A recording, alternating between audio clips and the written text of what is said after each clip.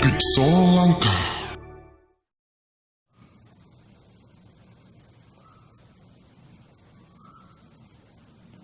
ආයිබෝන් ටෙක්සොන් Lanka YouTube channel එක අදත් ඔබ ආදරෙන් සාදරයෙන් පිළිගන්නවා. ඉතින් යාළුවනේ අද මම ඔබට කියලා දෙන්නේ මෙන්න මේ ආකාරයේ ඔටෝමැටික් වයර් ස්ට්‍රිප් එකක් කොහොමද අපි පාවිච්චි කරන්න කියලා. ඉතින් ඔයාලා දැන්ම දන්නව ඇති ඉලෙක්ට්‍රොනික විද්‍යාව හදාරන ගොඩක් කට්ටියකට මෙන්න මේ ආකාරයේ වයර් එකක් සුද්ධ කරන්න ගියාම එය යම්කිසි කැඩුකාරී තත්ත්වයකට පත් වෙනවා. නමුත් ඔබට මෙන්න මේ ආකාරයේ ඔටෝමැටික් වයර් ස්ට්‍රිප් එකක් පාවිච්චි කිරීමෙන් අපිට ඉතාම පහසුවෙන් වයර් සුද්ධ කරන්න පුළුවන්. දැන් මම ඒක කළපෙන්නම් අපි කරන හැටි.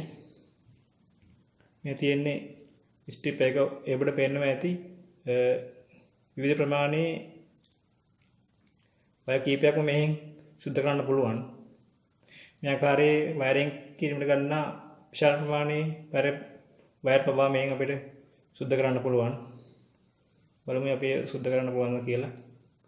මේ මෙන්න මේ ආකාරයට මේක ඇතුළු කරන්න ඕනේ. ඊට පස්සේ මෙම හැන්ඩල් එකෙන් මෙයාට ප්‍රෙස් කරන්න ඕනේ. අපිට පේනවා ඉතාමත් හොඳින් එය සුද්ධ වුණා. ඒ වගේ මෙන්න මේ ආකාරයේ ඔයා දාන TT වයර් උනත් මේකෙන් සුද්ධ කරන්න පුළුවන්.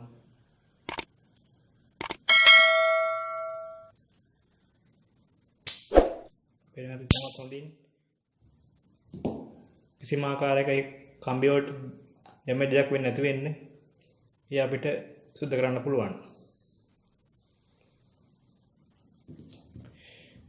ඔබට මම කිව්වා යුතුයි මේ ආකාරයේ වයර් ස්ට්‍රිප් වර්ග කීපයක්ම අපට ලබා ගන්න පුළුවන්.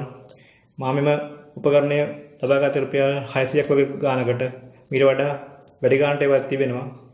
සමහර ඒවා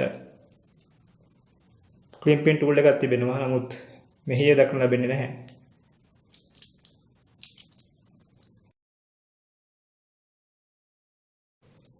ඉතින් යාළුවනේ ඔයාලගේ ඉලෙක්ට්‍රොනික සර්කිට් සකස් කිරීමේදී අවශ්‍ය වන වයර් මේ ආකාරයට සුද්ධ කිරීම පහසු කිරීමට නම් ඔබත් මේ ආකාරයේ වයර් ස්ට්‍රිප් එකක් භාවිතා කරන්න. ඒ වලට ඉතාමත් පහසුවක් වෙනවා ඇති.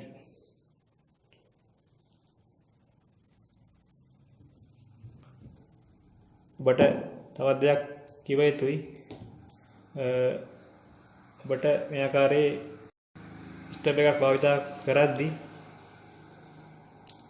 යම්කිසි ආකාරයකට මෙහි සිරවීමක් සිදු වුවොත් මෙන්න මේ ස්ථානයේ දක්වන ලැබෙන ඇන ටික ගලවලා අපිට එය නැවතත් සකස් කර ගන්න පුළුවන්. ස්තුතියි යාළුවනේ. සුබ දවසක්.